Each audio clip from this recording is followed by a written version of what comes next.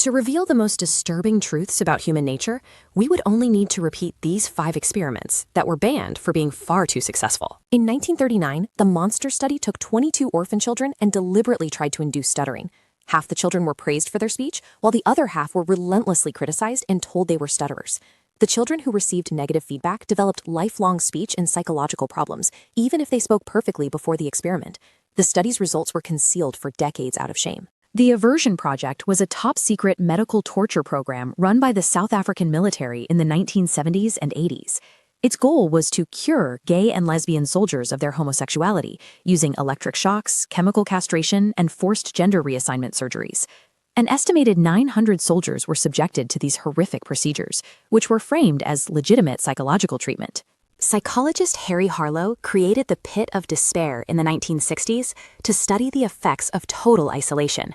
He placed infant rhesus monkeys in small, dark steel chambers for up to a year, completely alone.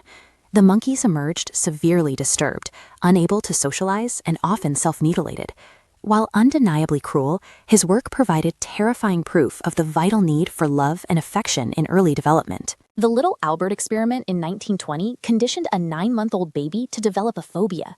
Researchers paired a harmless white rat with a loud, terrifying hammer strike, causing the infant to cry.